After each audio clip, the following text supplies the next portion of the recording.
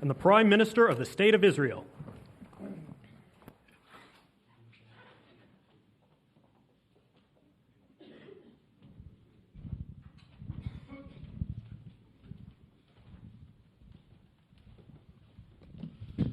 Thank you very much, everybody.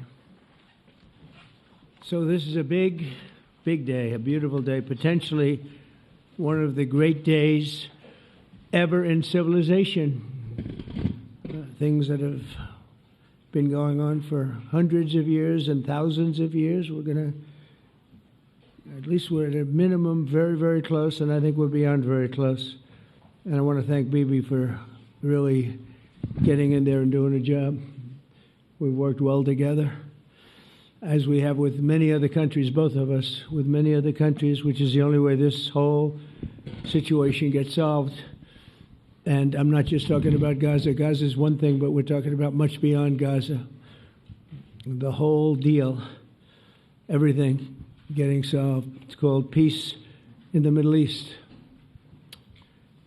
So today is a historic day for peace, and Prime Minister Netanyahu and I have just concluded an important meeting on many vital issues, including Iran, trade, the expansion of the Abraham Accords, and most importantly, we discussed how to end the war in Gaza, but it's just a part of the bigger picture, which is peace in the Middle East, and let's call it eternal peace in the Middle East.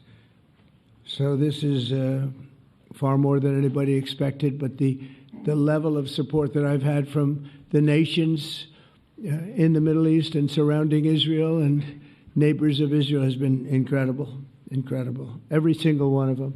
This afternoon, after extensive consultation with our friends and partners throughout the region, I'm formally releasing our principles for peace, which people have really liked, I must say. And these are done not just routinely done, these are done with total consideration and working with the nations that we're talking about. All of these nations have made contributions to those suggestions. I want to thank the leaders of many Arab and Muslim nations for their tremendous support in developing the proposal, along with many of our allies in Europe. Europe has been very much involved, and as I was called by many of the European leaders, most of them saying, "Is this true? Are you really doing peace in the Middle East? This is the most incredible thing we've heard." Some think it's the biggest thing they've ever heard. They called just to find out, was it just a rumor or is it actually done? And then they said, have you spoken to the Arab leaders? Have you spoken to all of the other leaders that we have to get? A lot of people involved in this one. I also want to thank Prime Minister Netanyahu for agreeing to the plan and for trusting that if we work together, we can bring an end to the death and destruction that we've seen for so many years, decades, even centuries, and begin a new chapter of security, peace, and prosperity for the entire region. And I want to just say that my meetings and dialogue that we had with so many countries, Saudi Arabia as an example, the king is a phenomenal person. The Emir of Qatar, he's incredible people. UAE, and that's MBZ and ABZ. We're totally involved. These are the people that we've been dealing with and who've been actually very much involved in this negotiation, giving us ideas, things they can live with, things they can't live with. Pretty complex. I mean, after 2,000, 3,000 years, whatever it is, I guess it's got to be a little complex, or it would have been done a long time ago. The King of Jordan was with us, as you know, in the United Nations. The President of Turkey, President Erdogan, is a friend of mine, a strong man, but a good man. President of Indonesia, somebody who's an amazing leader, Prabowo. He is an amazing leader and respected by everybody. He was in the room with us. We were together with most of these people that I'm mentioning. Others were by phone or the next day. The Prime Minister and the Field Marshal of Pakistan, they were with us right from the beginning. Incredible. In fact, they just put out a statement that they fully believe in this pact. It just came out just as I was walking around. They said, "Sir, you have a big notice from the Prime Minister of Pakistan and from the Field Marshal that they back this 100%. President El-Sisi of Egypt, who's terrific. And these are people I've gotten to know over the years. I mean, I would say it started around 2015 and then went into 2016 when the presidency officially began. But I've known him actually for a long time, and there are many cases really great men. I can't say in all cases, but I will tell you in many cases they're great men and some great women too. They tend to be mostly men, however, I will say that. But if accepted by Hamas, this proposal calls for the release of all remaining hostages immediately, but in no case more than 72 hours. So the hostages are coming back, and I hate even saying this from the standpoint, doesn't sound right, but it is so important to the parents. The bodies of the young men, I believe in almost all cases, the young men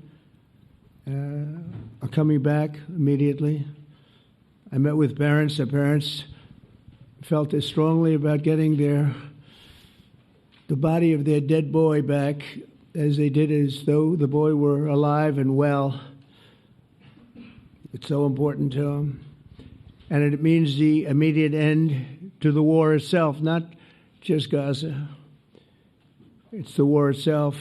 Under the plan, Arab and Muslim countries have committed, and in writing in many cases, but I actually would take their word for it. The people I mentioned, I'd take their word for it. To demilitarize Gaza, and that's quickly. Decommission the military capabilities of Hamas and all other terror organizations. Do that immediately. And we're relying on the countries that I named and others to deal with Hamas. And I'm hearing that Hamas wants to get this done too, and that's a good thing. And destroy all terror infrastructure, including the tunnels, weapons of production facilities. They have a lot of production facilities that we're destroying. They'll also help train local police forces in the areas that we're discussing right now, in particular in and around Gaza, working with the new transitional authority in Gaza. All parties will agree on a timeline for Israeli forces to withdraw in phases. They'll be withdrawing in phases. No more shooting, hopefully. As progress is made toward achieving these goals, Arab and Muslim nations need to be allowed the chance to fulfill these commitments of dealing with Hamas. They have to deal with them because they were the one group that we have not dealt with. I haven't dealt with them.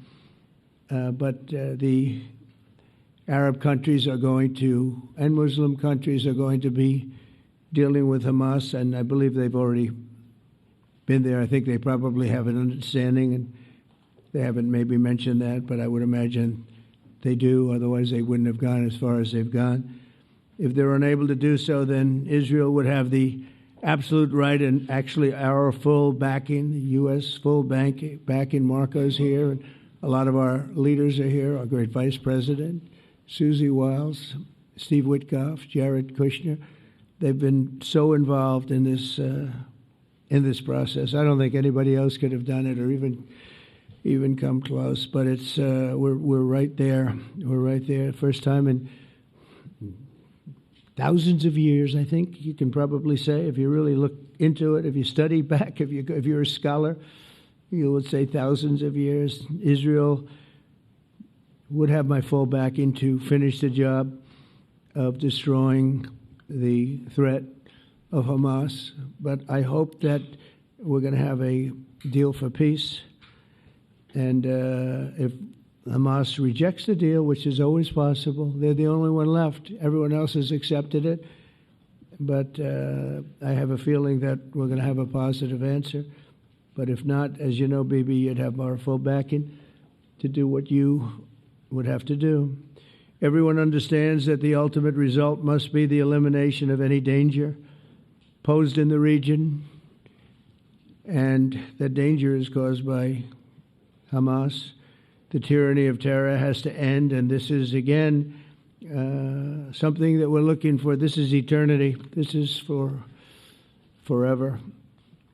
To ensure the success of this effort, my plan calls for the creation of a new international oversight body, the Board of Peace, we call it, the Board of Peace, sort of a beautiful name, the Board of Peace, which will be headed, not at my request, believe me, I'm very busy, but we have to make sure this works.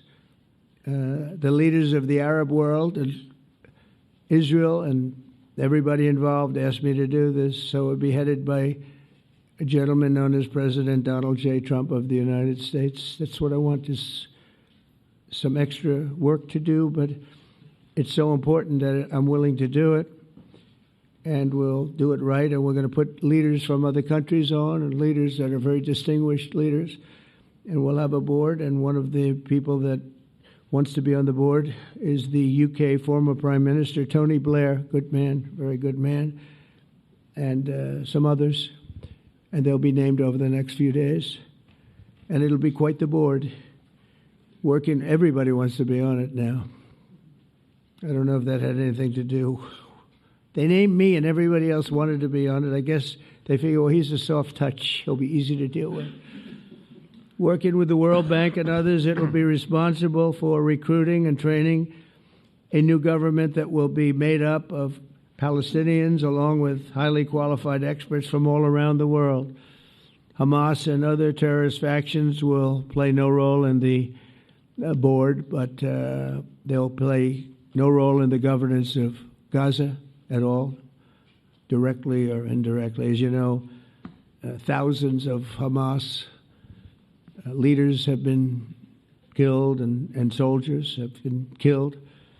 And we can never forget October 7th, but thousands have paid the price for that. And now it's time to get our hostages back and get back to trying to build something that's really great and very important. In our meeting today, Prime Minister Netanyahu was very clear about his opposition to a Palestinian state. And he continuously mentions October 7th, and I understand that. Most people do.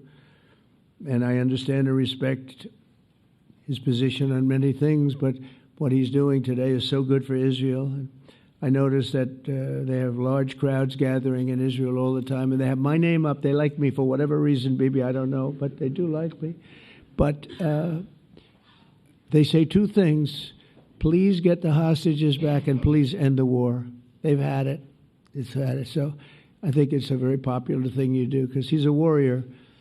He doesn't know about getting back to a normal way of life, but he is a warrior, and Israel's lucky to have him.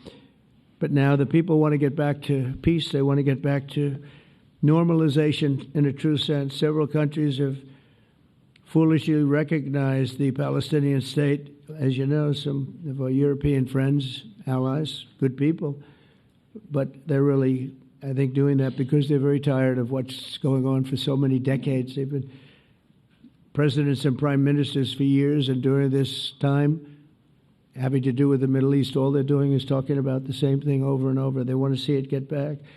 And nobody wants that more than me, or I believe Bibi too. But the people of Israel want it.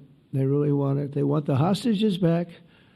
That includes the probably 32 bodies that we're talking about, 20 people that are living, 32 or so people that are dead, and they want to have peace. So let us not forget how we got here. Hamas was elected by the Palestinian people.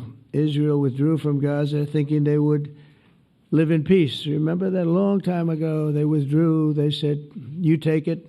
This is our contribution to peace. But that didn't work out. That didn't work out. It was the opposite of peace. They pulled away. They let them have it. And I never forgot that because I said, that doesn't sound like a good deal to me. As a real estate person, I mean, they gave up the ocean, right? Ron, they gave up the ocean. They said, who would do this deal? And it still didn't work out. They were very generous, actually. And they gave up the most magnificent piece of land in many ways in the Middle East, and they said, all we want to do now is have peace, and that request was not honored. Instead of building a better life for the Palestinians, Hamas diverted resources to build over 400 miles of tunnels and terror infrastructure, rocket production facilities, and hid their military command posts and launch sites in hospitals, schools, and mosques. So if you went after them, you'd be after them, and you wouldn't even realize you ended up knocking out a hospital or school or a mosque. That terrible thing, terrible way to have to fight. No fight is good, but that's a real bad one. So there are many Palestinians who wish to live in peace. Many. I've seen so many of them, and they have support. And I challenge the Palestinians to take responsibility for their destiny, because that's what we're giving them. We're giving them responsibility for their destiny, fully condemn and prohibit terrorism and earn their way to a brighter future. They don't want the life that they've had. They've had a rough life with Hamas. If the Palestinian Authority does not complete the reforms that I laid out in my vision for peace in 2020, they'll have only themselves to blame. We're giving them an amazing footprint, and they have amazing support from the leaders of the Arab world and the Muslim world, the great leaders. These are great leaders. These are unbelievable leaders that have built great countries and very wealthy countries. What the future holds for the Palestinians, no one really knows, but the plan that we put forward today is focused on ending the war immediately, getting all of our hostages back, getting everything back. Hard to believe when you even say it.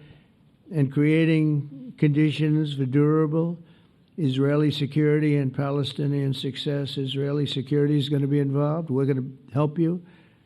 We'll be there with you in terms of helping with security. We want to make sure it works. We just want to make sure it works. There shouldn't be a shot fired. Now, there will be, I guess, because that's the way it seems to be, but they shouldn't have to be within a few days. There shouldn't have to be a shot fired.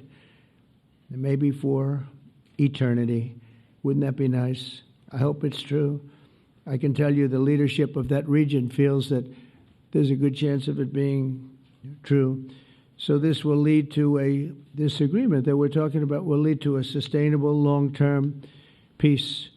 No president in history has been a greater friend of the state of Israel than I have, in addition to negotiating the Abraham Accords. I like to say it that way because the real people, that's what they call Abraham.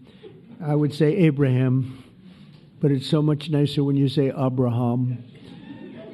So much more elegant. But the Abraham Accords, they're amazing. Jared, you did that along with your group of geniuses, and nobody thought that could be done. We have 4 countries, and Sleepy Joe Biden didn't do a thing. He didn't even know what the hell they were. He should have had them fold up. But I think this will also lead to packing them. And who knows, maybe even Iran can get in there. I hope. We hope we're going to be able to get along with Iran. I think they're going to be open to it. I really believe that. But they could be a member. I long ago said, I'll bet you at some point Iran will be a member of the Accords. And little did I realize it was going to take this turn. That was some turn we did with the B-2s. But I think they might very well be there because it's a great thing for them economically. I recognize the eternal capital of Israel. I opened the American embassy in Jerusalem. That was something that everyone said would never be done, could never be done. Virtually every president for many, many years, for decades, would campaign on making Jerusalem the capital of Israel. They campaigned on it over and over. Is that right, Steve? Is that right? Everyone, and when they got to it, and I understand why now, because it was so. When I got to office, I campaigned on it too. I said, we're going to make it. And then I'd get calls from the leaders of various countries saying, please don't do it. Please don't do it. It'll end the whole world. Please don't do it. And finally, I just didn't say anything, and I did it. People were calling me before I did it because they heard I was going to do it. And leaders of countries were calling me. And I think it was on a Thursday that I did it. And they'd call me Monday, Tuesday, Wednesday, 3-4 times a day, and I said, tell them I'll call them back on Friday. And I announced it on Thursday, and I called them back, the biggest people in the world, and they said, "You've done it." I said, "Done what?" "You've made the capital of Israel, Jerusalem, and we wanted to talk yet." I wish you called me a little sooner. Maybe I could have done something about it. So that was a lot easier than getting into an argument, because I knew what they were calling about. And you know what? It turned out to be amazing. Everybody thought it was going to lead to the end of the world, right? The end of the world, Ron, that's what they said. It didn't lead to anything. It just led to something that I promised, and something that was very, very popular for Jewish people and a lot of other people, too. I recognize Israeli sovereignty over the Golan Heights, and I cut taxpayer funding to the corrupt United Nations Relief and Works Agency. And United Nations was interesting because, as you know, a few days ago they introduced me. Ladies and gentlemen, the President of the United States. I'm looking at my teleprompter, and the thing was dead, stone cold, dead. The thing's up here. I have a long, beautiful speech to make. I'm back 30 feet back, and I'm saying, they're introducing me. There's nothing on my teleprompter. So, but I made a speech. I actually got good marks. You think Biden could have done that? I don't think so. I don't think he could have done that. I don't think too many people could have done it. But actually, it was actually more of a speech from my heart, if you want to know the truth. I think it was maybe better in certain ways because it was from the heart. It has to be from the heart. Otherwise, you're in big trouble. But I cut taxpayer funding for that very corrupt United Nations Relief and Works Agency, and nobody thought that would be done, and withdrew from the horrible Iran nuclear deal that was imposed upon Israel by Barack Hussein Obama and Biden. And I don't think Biden knew anything about it, though. I don't think he knows anything about it now, actually, if you ask him. He'd say, "What is that?" And we obliterated Iran's nuclear enrichment capacity, making it impossible for them to have a nuclear weapon, which they would have had probably in about 2 months from that. But I've never asked Israel to compromise its security, but we had big, strong talk. Nobody's been better to Israel. No president's been better to Israel than Donald Trump. But we had a long, strong talk, Bibi and I, and he understands it's time. It's time. History has shown. And the people of Israel want it. And the people of the Middle East want it. The people of enemies of Israel want it. But they don't have really too many enemies right now. And you know what? Many countries have gained great respect for Israel, for the way they fight, for the job they do, including me. I had respect anyway, but they gained respect. History has shown us that those who have relations with Israel have thrived, while those who have devoted resources and attention toward the destruction and even annihilation of Israel have languished. They haven't done well. Israel is not going anywhere. They're going to coexist with other people and countries in the region, from Syria to Lebanon to Saudi Arabia. The promise of a new Middle East is so clearly within our reach. This is the closest we've ever come to real peace, not fake peace, not political fool's peace. If we can get this difficult problem solved, the opportunities for all within that vast region of this world, it's a vast region, it's unlimited. The Abraham Accords show that all countries are better off when they communicate and work together and embrace new opportunities. I hope Jared and Steve and Susie and Marco and JD, we have great people. I hope you guys are going to work very hard to get these other countries in, because now they have no excuse. There's no longer an excuse. They were somewhere hesitant. And I tell you, the 4 countries that went in, I give them tremendous credit, and it's worked out incredibly well for them. In the same spirit, I'm pleased to report that earlier today we took another important step toward greater understanding in the region. A short time ago, we had a historic phone call in the Oval Office with Prime Minister Tani, who's really a great, great person. So we had a great talk, and I was on the phone, and Bibi was talking. Prime Minister Al Thani was of Qatar, was they really had a heart-to-heart conversation. It was a great conversation, I thought. It was productive. It was everything that you need to have something turn out to be successful. And I want to thank Bibi, and I want to thank the Prime Minister. It was fantastic. We agreed to launch a formal trilateral mechanism between Israel, Qatar, and the United States to begin a dialogue to enhance mutual security, correct misperceptions, and avoid future misgivings. And I want to thank Qatar, its leadership, and the Emir. He's a fantastic person. I think, I'm going to be his public relations man because I know him differently than a lot of people know him. But he wants peace. He wants to see peace. And his people, and they really acknowledge the critical role that they've played as mediator. And again, we're not quite finished. We have to get Hamas, but I think they're going to be able to do that. So now it's time for Hamas to accept the terms of the plan that we've put forward today. And again, this is a different Hamas than we were dealing with because I guess over 20,000 have been killed. Their leadership has been killed 3 times over. So you're really dealing with different people than we've been dealing with over the last 4 years, 5 years. Everyone has done their part and come to the table in good faith. Our Arab and Muslim partners are fully prepared to step up and fulfill their commitments for the benefit of the people of Gaza and the entire region. They're willing to step up and do a lot. They really are. There are a lot of good people involved. Everybody who wants to see an end to the violence and destruction should be united in calling for Hamas to accept the extremely fair proposal so that we can end the war and get us back our hostages right now and have everlasting peace. And I look forward to having relationships with everyone. As the chairman of the board, I'll be involved, and we'll have meetings with some very smart people that'll be working over there to make sure that we haven't just been wasting time with an agreement that doesn't get done. The task of building peace will not be easy. There are some of the hardest problems in the world to solve, and that's why it's been going on for so many centuries. But too many lives are at stake not to try, and this is more than a try. I mean, I think this is something that gets done when you have virtually every country, and these are powerful, powerful countries that have a lot of money, and the money can make things happen. A lot of countries try, and they don't have any money. These are very rich countries that can make things happen. So together we'll forge a much safer and more hopeful future for everybody, including Israel.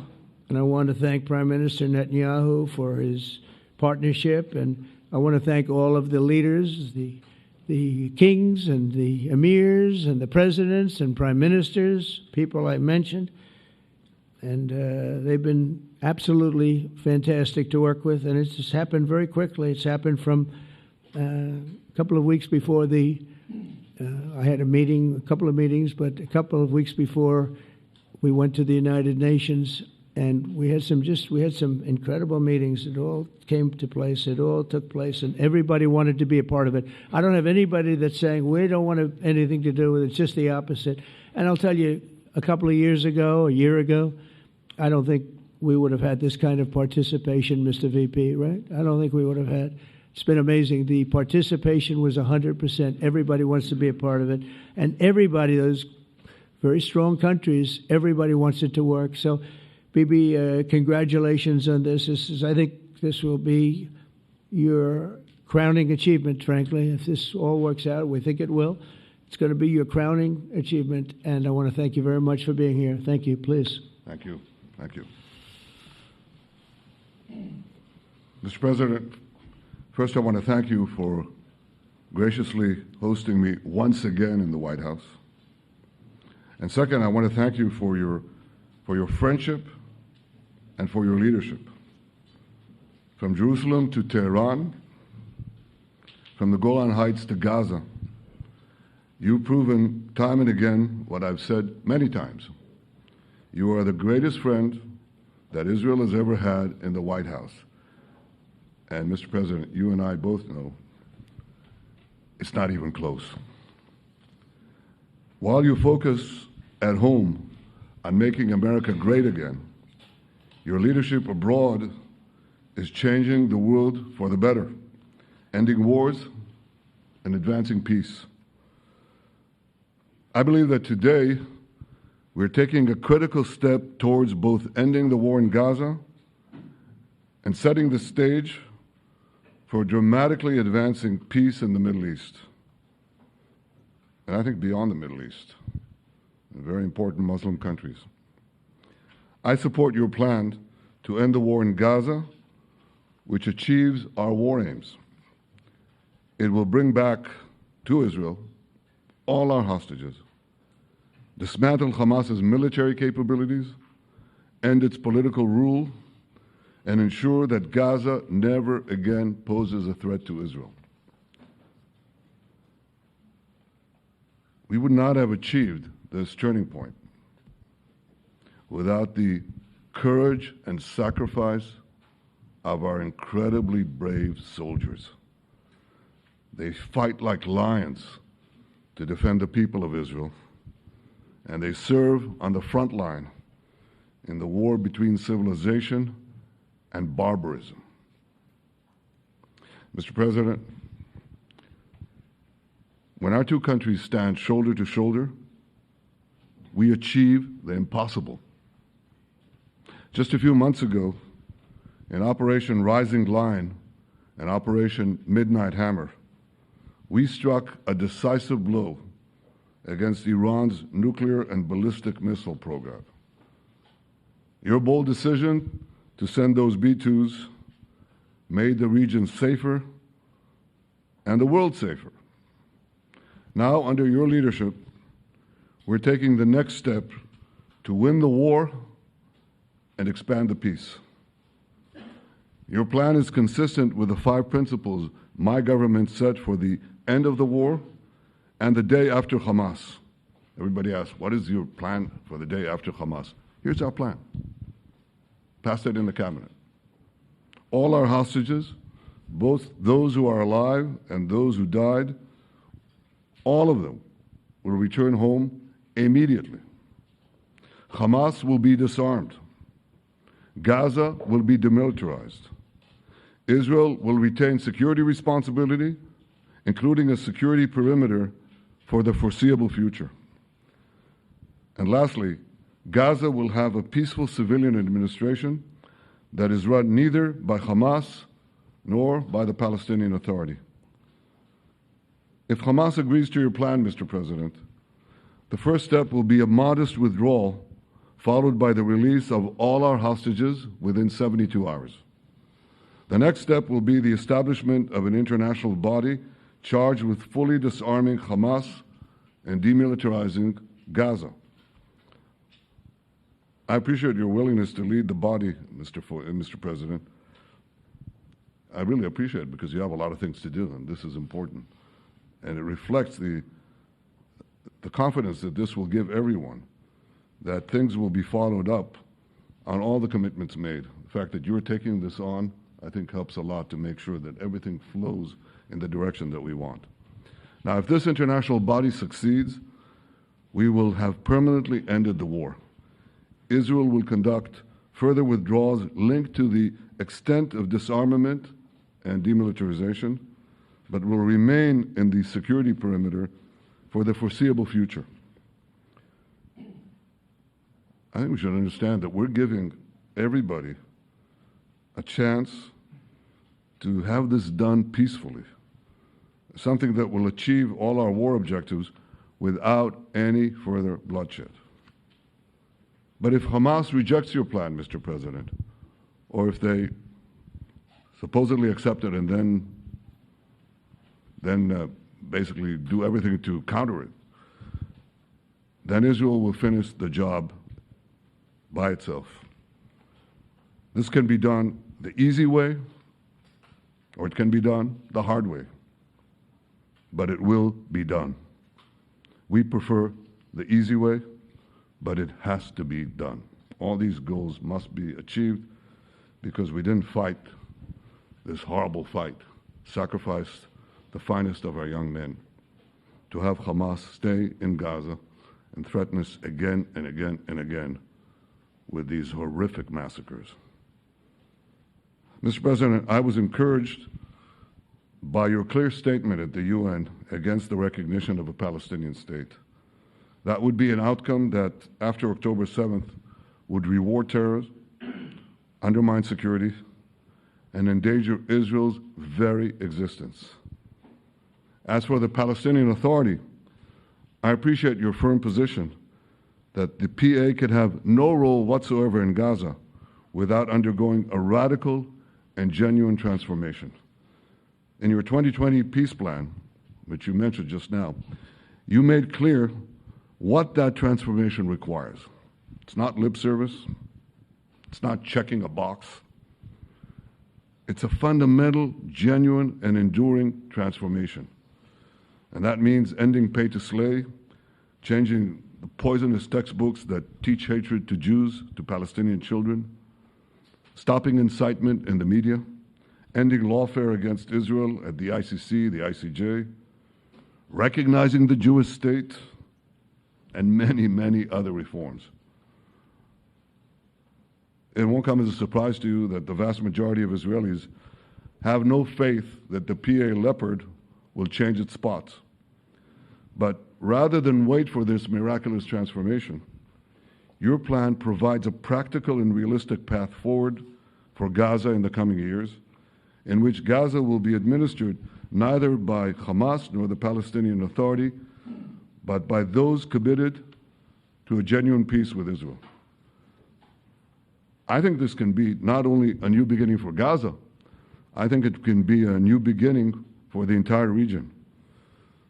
Under your leadership, we can re-energize, well, I've got to contribute my own, we can re-energize the Abraham Accords. That's what it's called in the original Hebrew, Abraham. Abraham is fine, Abraham, however you want to call it. Under your leadership, Mr. President, we can re-energize the Abraham Accords that we forged 5 years ago. We can expand them to many more Arab and Muslim nations that choose moderation over extremism. I think there's an opportunity here. It's not going to be easy. It's tough going. But I think if we succeed, you're absolutely right. We're going to open possibilities that nobody even dreamed of. But I think we dream of them.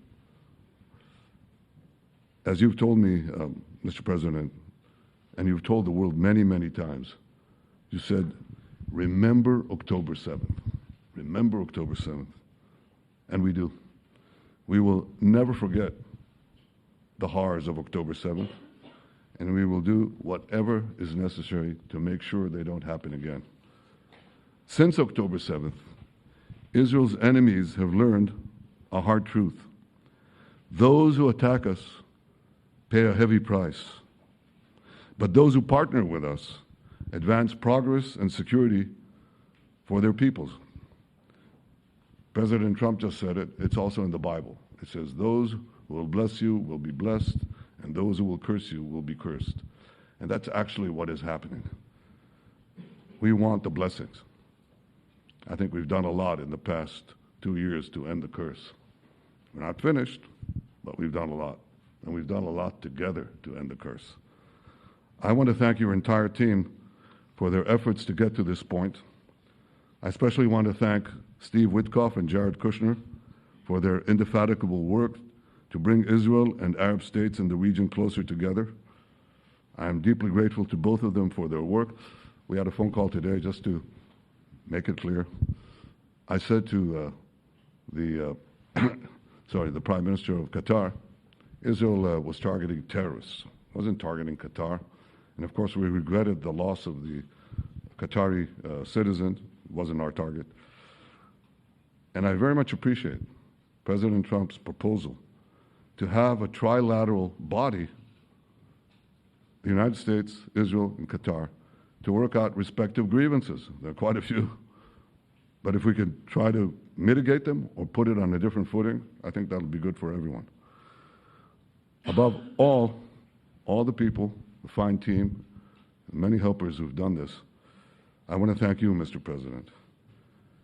History has already shown that under your leadership, Israel and America can change the face of the Middle East. And today I'm hopeful that your plan to end the war in Gaza will do so again and do so soon. It will free our hostages, end Hamas's tyranny in Gaza and enable a more secure and prosperous future for the peoples of our region. Thank you, Mr. President. May God bless America. May God bless Israel. May God bless the indispensable alliance between our countries. And may I add, in Hebrew, G'mal Chatima Tova, may we all be inscribed in the book of life. Thank you. Thank you very much, Bibi. So I think while we wait for these documents to be signed and get everybody in line, I think it maybe is not really appropriate to take questions. I'm meeting with, as you know, a couple of Democrats in a little while about the country, about keeping our country open. They're going to have to do some things because their ideas are not very good ones. They're very bad for our country. So we'll see how that works out. But this is something that was really historic today. This was something that was amazing. I think, Bibi, I mean, depending on you, I think while we're waiting for signatures and waiting for approvals from a lot of different countries that are involved in this, we probably shouldn't take questions? Or would you like to take a question or two from perhaps a friendly Israeli reporter, if there's such a thing? That's a very, very tough proposition. But I would think, Mr. President, that I would go by your instinct that this is, we'll have enough time for questions. Let's settle the issue first, I think. No. Thank you very much, everybody. Thank you.